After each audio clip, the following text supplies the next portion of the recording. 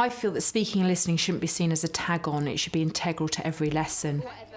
We've incorporated it into all our schemes of work at Key Stage 3, with formal assessments taking a very important part, and we're seeing the results at GCSE improve dramatically. A great idea for making links between books and real life. Homeless roleplay. A lesson that I do with my Year 9s that works well for speaking and listening is based on Robert Swindle's book Stone Cold, which looks at the issues of the homeless. And a really nice way into the lesson is a tableau where you forewarn a couple of pupils and they take on the role as the homeless people. And then pupils in pairs brainstorm some ideas around why they might be homeless and what feelings are evoked from looking at the scene. On your desk in front of you, you've got a whiteboard, and in your pairs, I'd like you to think about some ideas that you have in looking at this scene about the homeless. I asked them to come up with 3 to 5 words that they feel when they look at that picture of homeless people. And I also like to put a thesaurus on their desk so they think about extending their vocabulary when they're looking at this tableau and putting their words down, which we then feed back to class. We thought they looked quite depressed and abandoned. They look scared. Yeah. Well, we thought that because they're all alone, they don't even really trust anyone. The next part of the lesson, each pupil has half a sentence. They get up and they have to actively find the other half of their sentence to make a complete sentence. You've got to talk to each other about whether it matches and why it matches, okay? And then we're going to explore it a bit further. I've got selling the big issue is good because... Oh no, I've got my mum kicked me out because... Oh, okay. What have you got? I think it's really important to get pupils out of their seats and speaking and listening, because then they are not passive listeners, they are actually having to be very active and talking about why they've found each other and why that sentence goes together. It means that every single pupil in that lesson is involved. Selling the big issue is good because... It's a way of making a small amount of money each week which buys food. Yeah, that goes together. Yeah. Great, that's good. Well done for finding each other. Sit yourselves down. Good. After they've found their pair, the 2 halves of the sentence, they then sit back down, they read out their sentences and we explore some of the issues regarding this. I get ill quite often through Always being cold and wet and never really drying out. Good. Can you imagine that day after day on the streets?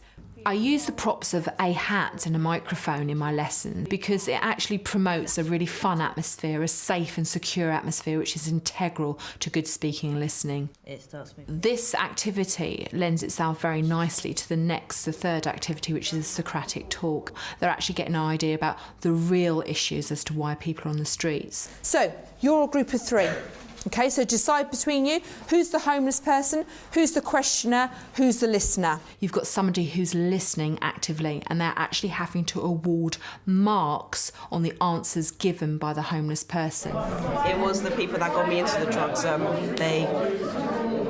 were all doing, and I thought maybe it would be cool if I'd done it as well. But So you gave in to peer pressure? kind of, yeah. I think that's what. So we have one person who's got very fixed ideas on homeless people, and then you've got somebody who's got to answer that in regards to being a homeless person, and then you've got the third person who's the listener, who's awarding marks based on a sheet I've given them as an example of what a good answer is, an average answer and a poor answer. Do you do drugs or alcohol? It's not my fault I drink. I have to forget what happened. At the end of the lessons, I get them in pairs to collaborate on a poem about the homeless, thinking about all the issues they've already covered. They then present these poems to the class. So you've got to think about what when you perform. When you perform something to the class, do you read it like this so everybody wants to just go to sleep? How do you do it? Yes? You need lots of expression in your voice. Good girl, you need lots of expression in your voice. Well done. I sit there all day and all night long. I am abandoned and have nowhere to go. I'm trapped in my own situation, even though I'm free. With the speaking and listening embedded throughout the lesson, with them working on the activity towards a dramatic performance, I've always been thrilled with the quality of the work they've produced and the really thoughtful and emotional pieces of work that are presented to the class. A great idea for introducing Wilfred Owen. War correspondent group work. Bent double, like old beggars under sacks. Knock-kneed, coughing like hags, we curse through sludge.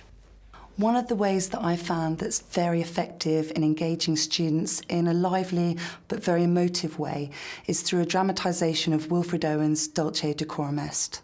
Men marched asleep. Many had lost their boots, but limped on, bloodshod. So prior to the lesson where they perform the drama, I meet with about 5 students and we explore how they could create a drama that links with the language of the poem. And we have a couple of practices. Gas! Gas! It's not difficult getting it together. I beg and borrow if I can get helmets, gas masks, and the students can bring in their own clothes to dress up for the performance. Dim through the misty panes and thick green light. The first time I tried this, I was quite nervous and thought it could go either way. And I think sometimes you have to be brave and try different things with students. Dulce et decorum est perpetually amori. It's sweet and honourable to die for one's country. Each year that students have performed Dulce Decorum Est in front of their peers, I loved the reaction of the rest of the group. I think it's quite upsetting, the fact that their friends of war die and then they just have to leave them behind. Like, if someone dies in front of them, they have to carry on and not think that someone's died. Like, they can't just go help them, they have to just carry on and keep going. Wilfred Owen shows us the actual reality of the war. It's not all easy and stuff, but it's actually devastating at times.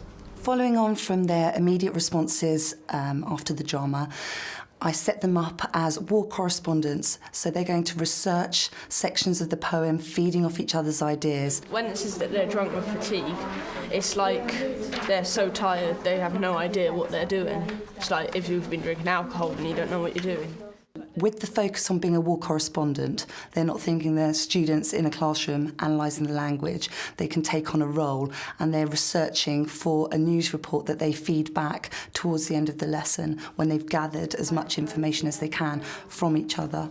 So still at this stage, no writing takes place, no note-taking. And with focused questions, they build on each other's ideas, develop their understanding through the ideas of their peers, and perhaps engage with things that they hadn't noticed themselves. Why do you think the soldiers flung him in the wagon? They've got to get away from wherever they are. If they wait 1 minute, then they're just going to get bombed. And you go, why are you bent double like old beggars under sacks? Yeah. So for this lesson, my ultimate aim is, as war correspondents, the students are engaging with the language of the poem for the first time. They haven't seen this poem before.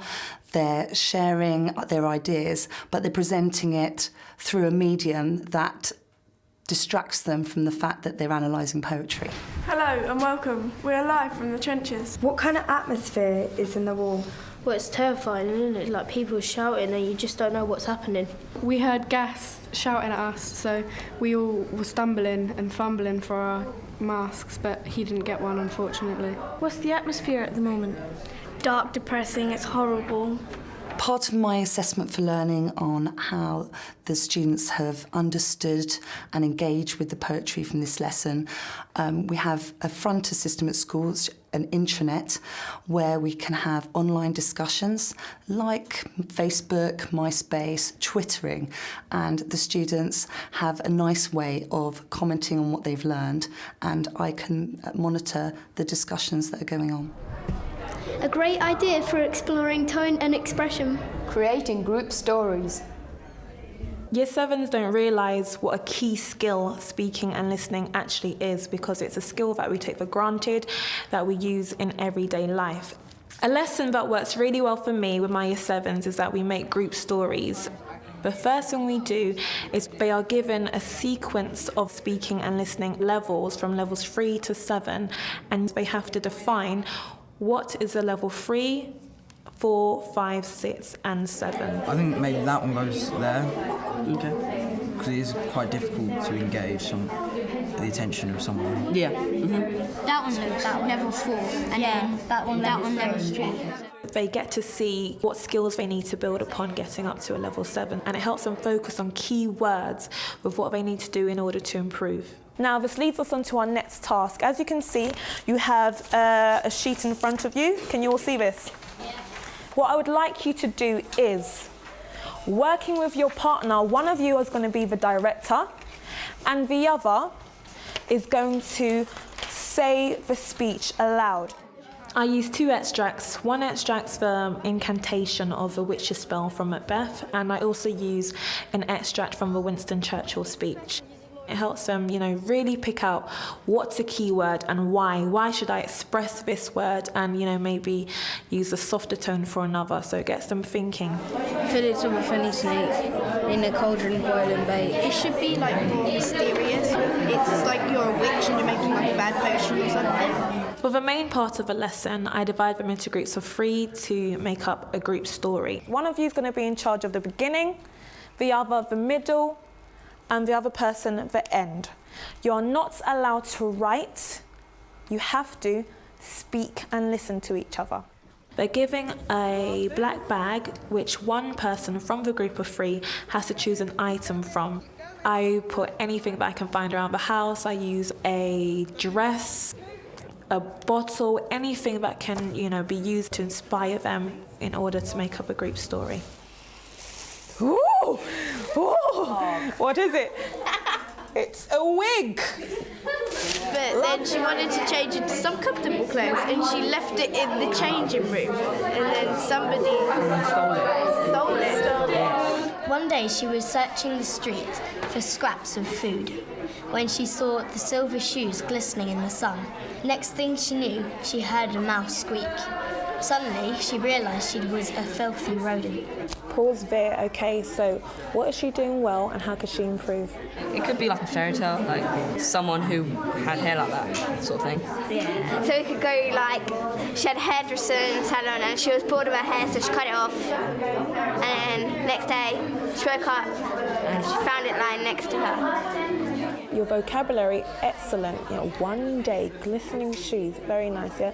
But I don't see any expression, especially when you said suddenly, right? Speed your pace up and, know when to speed up. So suddenly, pause and then continue, okay? So keep on practicing, guys. To ensure that there was active listening, I asked the pupils to use the mark scheme and, assess their peers, what they did well and what they needed to do in order to improve. It was a small, lazy hotel off Route 66. An old man in a black tie perched at his desk, and then he suddenly heard a ring on the door. It definitely helps them seeing their peers up there because they think, ooh, that's what I need to do when I need to go up. They definitely did level 4 then. They did engage my attention because I thought it was quite good.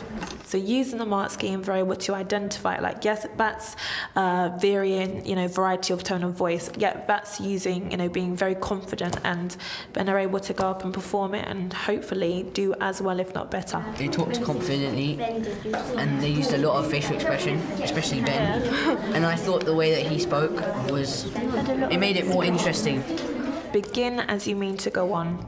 And that's why we start with Year 7, because if they get these skills now, there's no reason why they shouldn't be brilliant, when it's needed for their GCSEs and for life communication skills. We all need it.